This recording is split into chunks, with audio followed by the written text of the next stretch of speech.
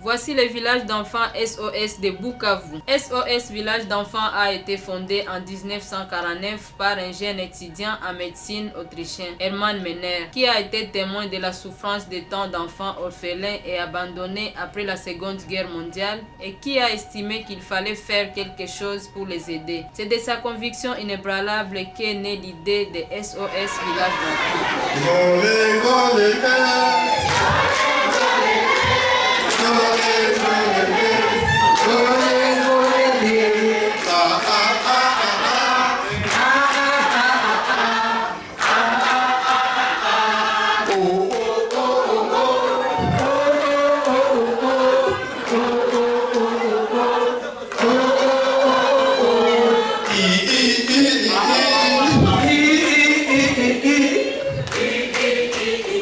Merci beaucoup. Que Dieu vous bénisse.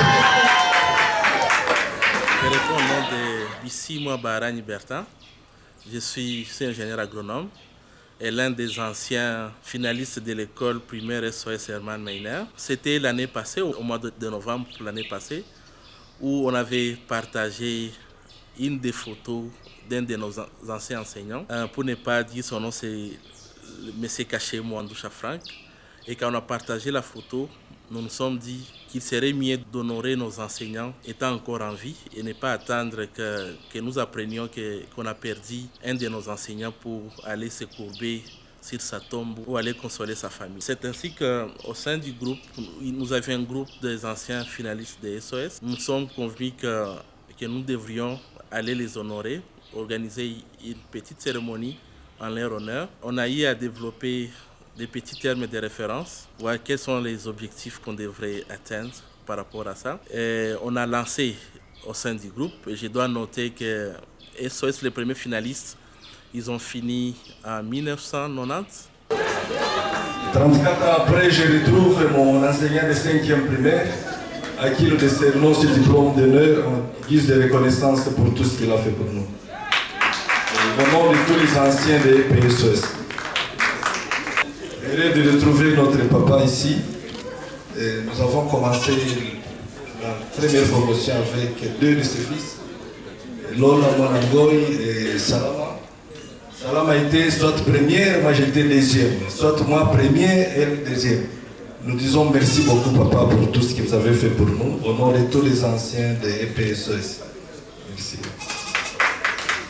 Et aujourd'hui, nous sommes déjà à la 35e promotion, je dirais. Et c'est comme ça qu'au sein du groupe, il y avait certains finalistes qui ne se connaissaient plus. On a pu constituer un petit comité pour essayer de réfléchir sur la cérémonie. On a développé un petit budget à l'occasion. Pour la cérémonie, on a pu sensibiliser certains anciens et dont la majorité est entre les années 1990 et 2005. Parce qu'il y a certains de nos cadets que nous ne pouvions pas atteindre facilement. La source de financement était les anciens. Il y a des anciens qui sont soit à Kinshasa, à Goma, à Bukavu ou ailleurs. Il y a même ceux des États-Unis ou du Canada qui nous ont appuyés. Et c'est comme ça qu'on a pu inviter les enseignants, dont la majorité est déjà à la retraite. Et pour la petite histoire, quand on a commencé SOS, la majorité parmi eux avait au moins autour de 40 ans. Aujourd'hui, ils sont sexagénaires. Et c'est comme ça qu'au total, on a pu honorer 20 enseignants. Et à part les 20 enseignants vivants qu'on a honorés,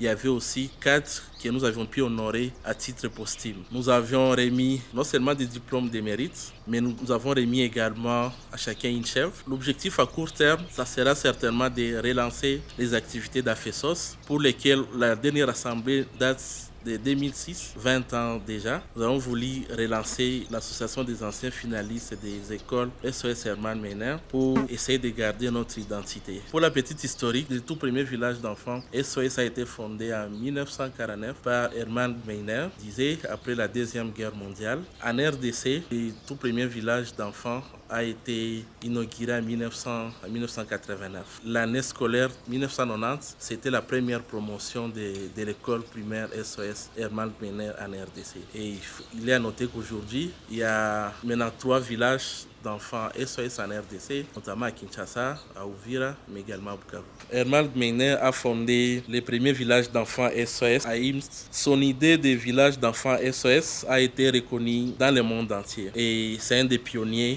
qui a incarné à nous toutes les idées du bien fondé. Et c'est lui qui a le mieux réussi dans la prise en charge des enfants en difficulté dans le monde.